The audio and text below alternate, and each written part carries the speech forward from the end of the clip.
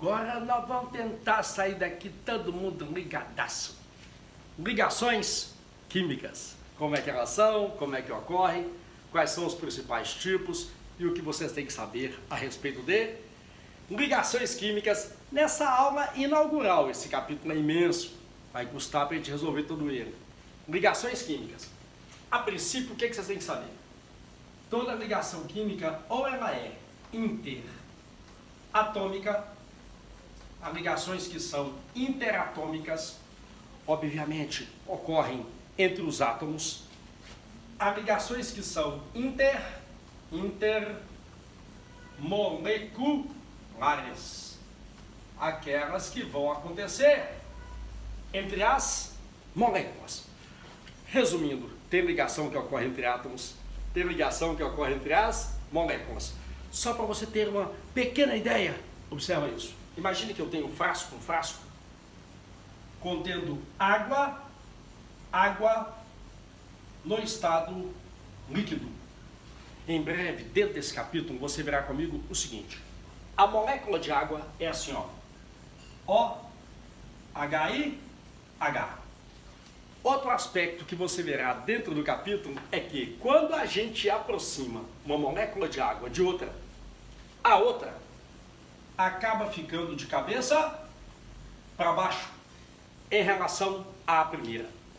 Ô Dio, por que sua molécula de água fica assim? A primeira que chegar perto dela acaba ficando assim. Tem a ver com algo que falaremos em breve no próximo capítulo. O que eu quero que vocês observem é o seguinte. Isto aqui, ó, que eu representei com linha cheia, isso aqui nós iremos chamar de lia. Ô Dio, o que é lia? Ligação interatômica. Abreviando, porque o espaço aqui é pequeno. Isto aqui, ó, que eu vou representar com linha pontilhada, nós chamaremos durante essas aulas de limo. Lia, ligação entre os átomos. Limo, ligação entre as moléculas. Amores, minha vida, perceba as diferenças da ligação entre os átomos e da ligação entre as moléculas. Fala logo sobre uma das diferenças. Guarda. Toda ligação entre átomos é mais forte do que as ligações que ocorrem entre as moléculas, que obviamente são mais fracas.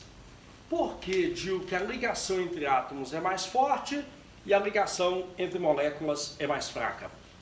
É porque a distância entre os átomos é menor. Entende isso? Se a distância entre nós é pequena, o que não está rolando agora, a ligação entre nós é forte.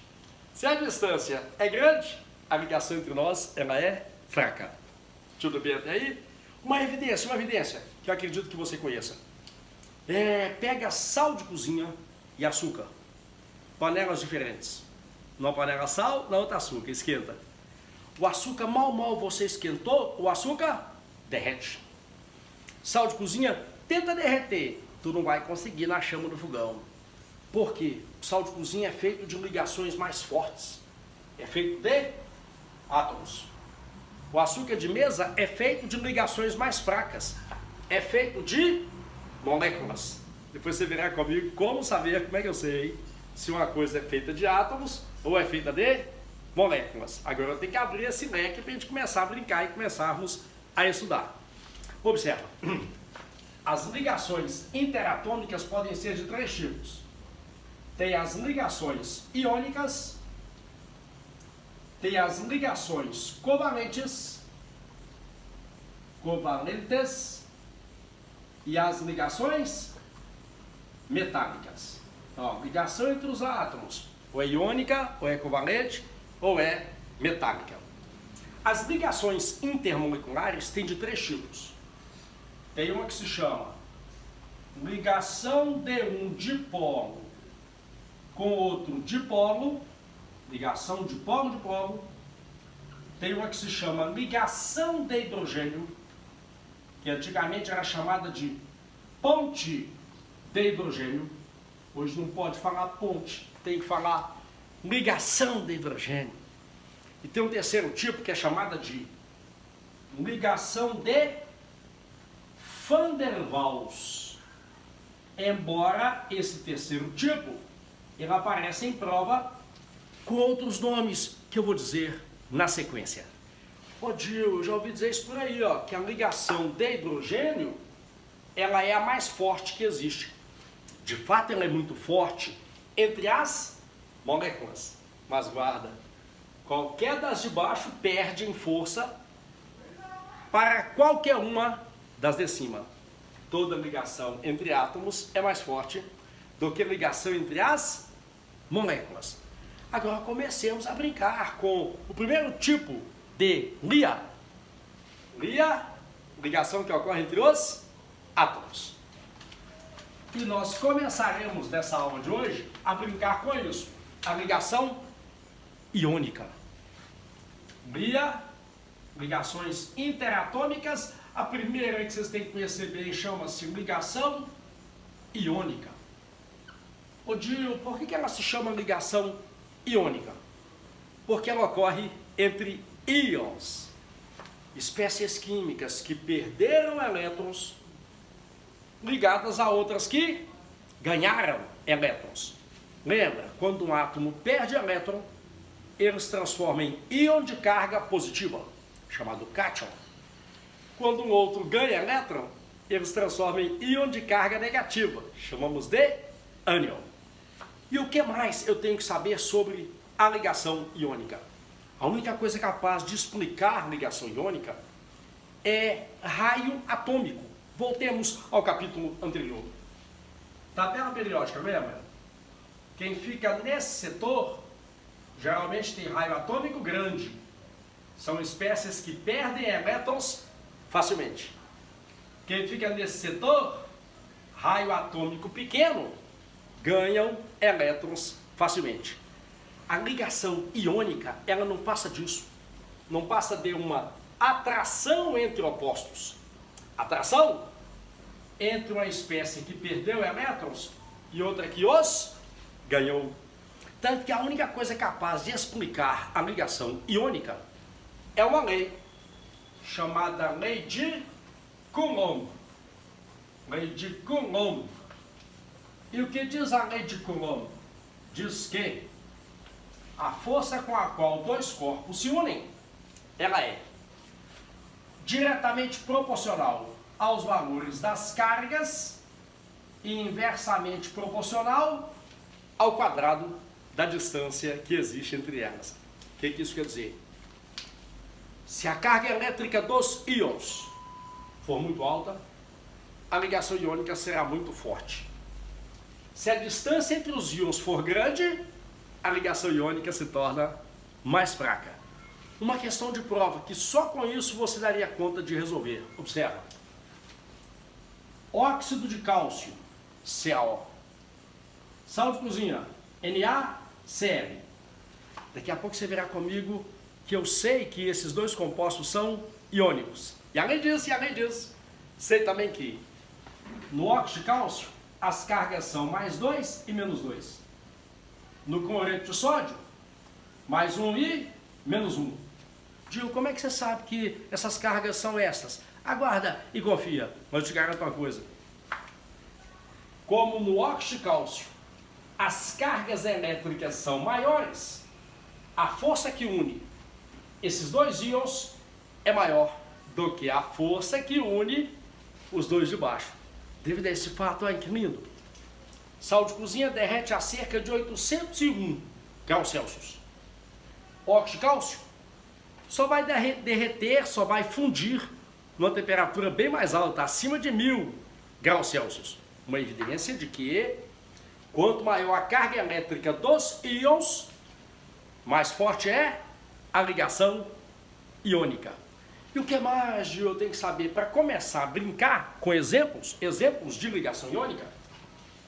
Deixa as intermoleculares para depois, tá? Vamos aprender primeiro como que os átomos se ligam para depois brincar como que as moléculas se ligam.